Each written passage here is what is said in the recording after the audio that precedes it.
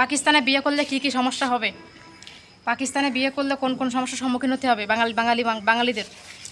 তো আজকে আমি সেই ভিডিওটাই আজকে বানাবো তোমাদের সাথে, কারণ এইরকম ভিডিও আমার কাছে অনেক এসেছিলো অপশন যে এই ধরনের ভিডিওগুলো একটু বানাও, পাকিস্তানে আসলে সমস্যা কী কী হতে পারে, বিয়ে করলে আমরা কোন কোন সমস্যা ফেস করতে পারি। তো আসলে এই সমস্যাগুলো তোমাদের সাথে এখন আমি শেয়ার করব, যারা আসলে তোমরা তাহলে অনেক কিছু বুঝতে পারবা, জানতে পারবা, পাকিস্তান সম্পর্কে বুঝতে পারবা। কারণ আমার মনে হয় যে বিষয়গুলো আসলে ক্লিয়ার করা দরকার, যেহেতু আমি নিজেও পাকিস্তানে বিয়ে করেছি, পাকিস্তানে সংসার করতেছি।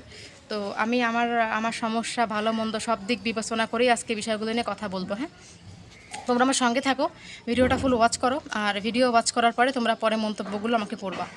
আসলে আগে থেকে যদি তোমরা ভিডিওটা ওয়াচ না করো তাহলে মাঝখান থেকে কোনো কিছু বুঝতে পারবা না। সো আমি তোমাদেরকে সেইটাই অনুরোধ করব, তোমরা ভিডিওটা ফুল দেখো, ভিডিওটা ফুল দেখার পরে আমাকে মন্তব্য করবে।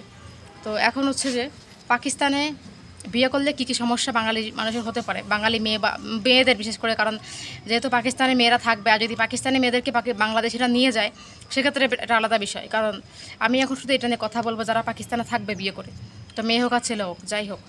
তো এখন কথা হচ্ছে পাকিস্তান একটা আলাদা সাংস্কৃতির একটা দেশ। পাকিস্তান আসলে সম্পূর্ণরূপে ডিফারেন্স একটা কান্ট্রি। বাংলাদেশের সাথে যার কোনো কালচারের কোনো কিছুর আমি ওভাবে কোনো কিছুর মিল দেখি না। আর খাওয়া দাওয়া তো 99% অমিল, এটা তো থাকেই। প্রতিটা দেশের সাথে প্রতিটা দেশের খাওয়া দাওয়া 99% অমিল থাকে, এটা স্বাভাবিক ঘটনা। এখন পাকিস্তানে আসলে আমাদের কী কী সমস্যার সম্মুখীন হতে পারে বিয়ে করার ক্ষেত্রে বলতেছি, ট্যুরিস্টদের ক্ষেত্রে বলছি না। পাকিস্তানে আমাদের কী কী সমস্যার সম্মুখীন হতে পারে। তো তোমরা আসলে দেখো, আমরা যখন এক দেশ থেকে অন্য দেশে বিয়ে করি, আমরা কিন্তু না জেনেই আসলে প্রেমের একটা ইয়াতে পড়ে আমরা কিন্তু বিয়েটা করি। আমরা কিন্তু কখনোই জানি না যে আসলে বিয়ের পরে আমাদের ফলটা কী হতে পারে। যেমন আমার কথাই বলি, আমি কখনো ভাবি নাই পাকিস্তানে আসার পরে আমি সবসময় আমি ওকে বিয়ে করেছি, আমি ভালোবেসে বিয়ে করেছিলাম, বাট তখন আমি ভাবিনি এগুলো এত কিছু, দেশের খাওয়া দাওয়া, দেশের সংস্কৃতি, এগুলো আমি কখনোই ভাবতাম না। কারণ যেহেতু ওই মানুষটাকে ভালোবাসছি, তখন আমরা সবাই মানে একটাই চিন্তা থাকতো যে আমি আসলে ওই দেশে কখন যাব। তোমরা যারা প্রেম করতেছো সেটা ভালো কথা, বাট যারা জেনে শুনে আসবে তাদেরকে বলতেছি জেনে শুনে না এসে একটু ডিসিশন নিও। তো এখানে যখন আমি প্রথমবার আমার সাথে রিলেশন করছিলাম, আমি রিলেশনের মধ্যে আমি আসলে এত কিছু ভাবার চিন্তা ভাবনা টাইমে আমার হয় না। আমি ভাবছি শুধু আসবো, কারণ ওকে ভালোবাসছিলাম, তাই আমি অত কিছু ভাবি নাই। তো যখন আসার পরে দেখলাম যে এখানে অনেক কিছু ডিফারেন্স, যেটা আসলে মানি নেওয়াটা একটু কষ্টকর।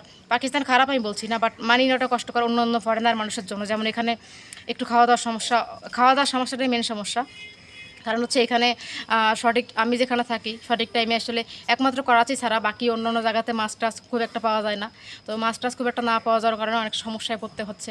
তারপরে তোমার দেখা যায় যে এখানে তুমি বাংলাদেশের সব ধরনের সবজি কিন্তু একদমই পাবা না। এখানে বাংলাদেশে যা যা সবজি আছে, পটল, করল্লা আছে, পটল, তারপরে তোমার হচ্ছে ধুন্দল, তারপরে আর কি বলে খুশি, ঠিক আছে, খুশি, তারপর হচ্ছে বেগুন, যেটা নীলটা পাওয়া যায়, নীল বেগুন, তারপর হচ্ছে গোল লাউটা, ঠিক আছে, লম্বা লাউটা, ঠিক আছে, তারপর আরও অনেক সবজি আছে, তোমার সিম, এগুলো আসলে পাওয়া যায় না এখানে, বিটকপি, এগুলো এখানে পাওয়া যায় না, ঠিক আছে।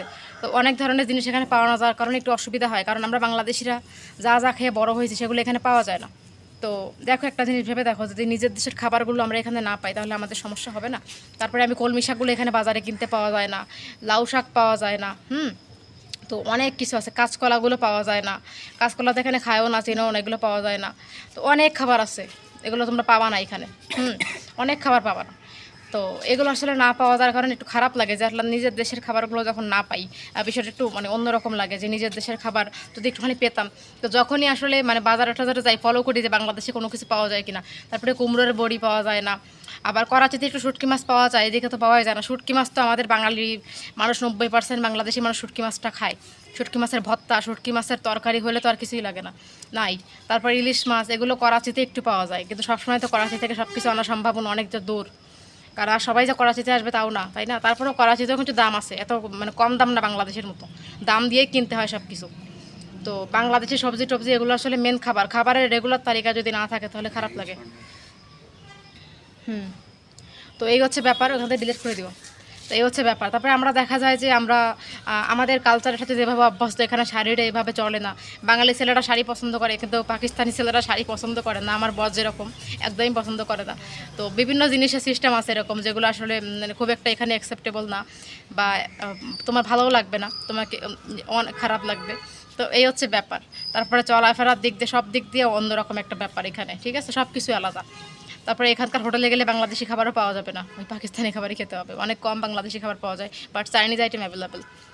তো এই হচ্ছে ব্যাপার, সব কিছু ভেবেচিন্তে তোমাদেরকে আসতে হবে। তোমরা এখন ভেবেচিন্তে দেখো যে কী কী সমস্যা হতে পারে এখানে, যেহেতু বাইরের কান্ট্রি, এটা প্রবলেম হওয়াটা স্বাভাবিক।